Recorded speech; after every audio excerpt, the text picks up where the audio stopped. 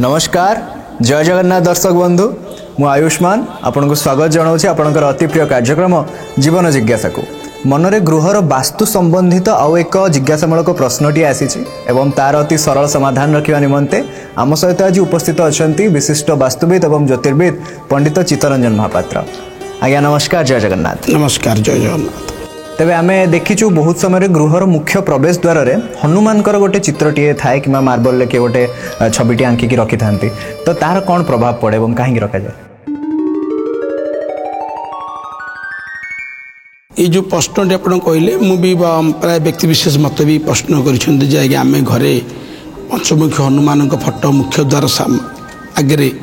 रखी पूजा करूँ कि नहीं बा हनुमान फोटो रखिपारू कि नहीं एसबू जिनस प्रकृति मन में द्वंद्व भी सृष्टि करें।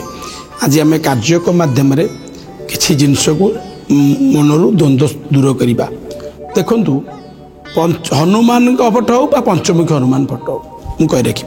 हनुमान जे कि सर्वविघ्न को नाश करती सर्व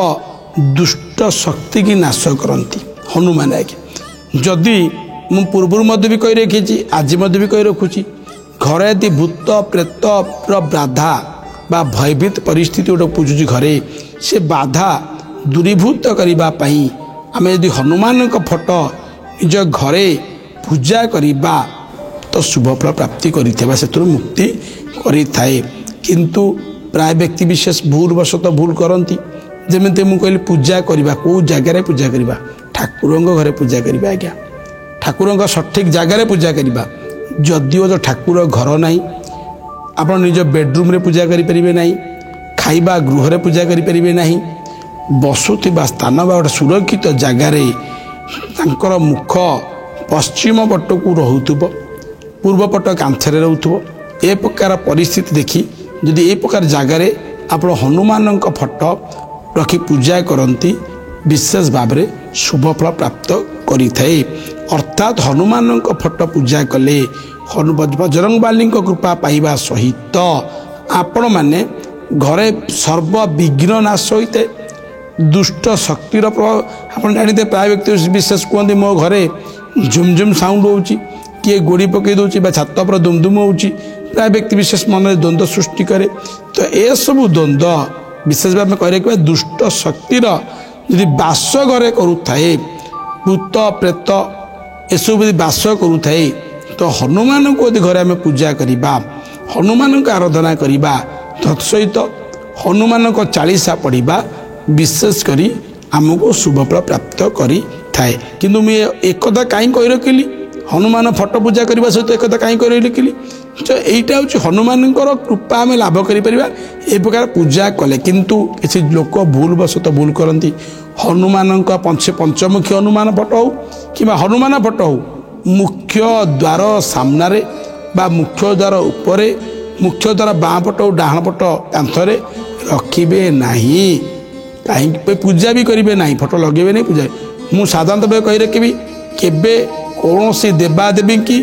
द्वार आगे रखा संपूर्ण भाव में निषेध कहीं आम कौन भगवान को द्वारपाल भाव निजक नियोजित करवा से संपूर्ण भाव में भूल अटे जदि आम भगवान को रखापी घर एक उपयुक्त स्थान देचे शास्त्र अनुसार पूर्वोत्तर ईशान कोण क्या सी हूँ आमर इष्ट सी हूँ जगतर इष्ट तांकर गुरुत्व बहन करे घरे रहिबा आमे जो रहिबा उपयुक्त स्थान रे आमे घर भीतर रखापी से लगी तो वास्तुशास्त्र कही देवादेवी फोटो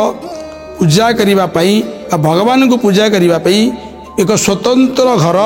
पूर्व उत्तर ईशान कोण में करंतु पूजा करंतु किंतु भूलवशत आम भूल करुचे केबे भी कौन से परिस्थिति रे आमे माने कौन करवा मुख्य द्वार उपरे हो बा मुख्य द्वार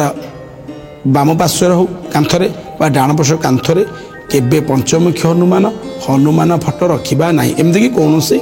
देवादेवी फोटो रखा ना एत सहित कही रखी रखिले कौन असुविधा हुए ता भी कही रखुची देखु मु आपण गोटे उदाहरण देली आज्ञा साधारणतः भाव में आपड़ यदि हनुमान को पंचमुखी हनुमान हनुमान फटो ऊपर रखी पूजा करेंगे कि दाढ़े रखी पूजा करेंगे बाम पार्श मुझे देखी बाँ पटे बाहर सब कांथरे पूजा पाऊे कि बाहर डाण पट कांथरे पूजा पाऊे तो कले साधारणतः से गोटे पवित्रता नष्ट हुए भगवान कौटी बास कर जो पवित्रता थाए जमीक आपण मुख्य द्वार देकी आमिष आणुवे से पवित्रता रही आज्ञा आपड़ से ठाकुर दाढ़े घर को माछ मांस सब किणिक आणुवे आ पवित्रता कौन रही है आज्ञा ठाकुर को छुँवे कौन बाहर व्यक्ति आसे ठाकुर को छुईला कि घर जड़े व्यक्ति गोटे नारीटे अशौच है से समय आप ठाकुर को छुईले से समय जावास कले भी तो अर्थात ये सब पवित्रता नष्ट होता है भगवान पाखे तो करवा द्वारा तार कुप्रभाव कुदृष्टि आम परिवार उपर भगवान पड़ी था जार प्रभाव कि आम केबे भी सुख शांति रहीपर ना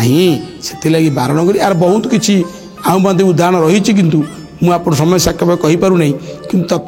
एतिकीटा कि जिन जानतु जे ये सब जिनस निर्भूत रुहतु देखिए मु कदापि केबे भी पुनर्बार कही रखुची पंचमुखी हनुमान फटो हो हनुमान फटो हो मुख्य द्वार उपरे किंबा मुख्य द्वार बाम पट कांथरे कि डाण पार्श्व कांथरे रखिबे नहीं रखिले घर पाई अशुभ डाकी आनी दिए भगवान अशुभ डाकी आनती नुहे पूजा करने द्वारा भगवान पवित्रता नष्ट हुए जहाँ फल कि आपण गृह को अनर्थर कारण सृष्टि होता है। अनेक अनेक धन्यवाद मनरू यही द्वंद्वटी दूर कर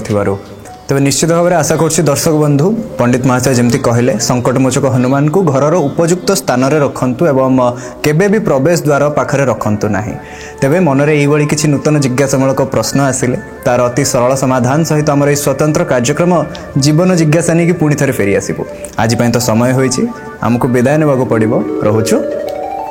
नमस्कार।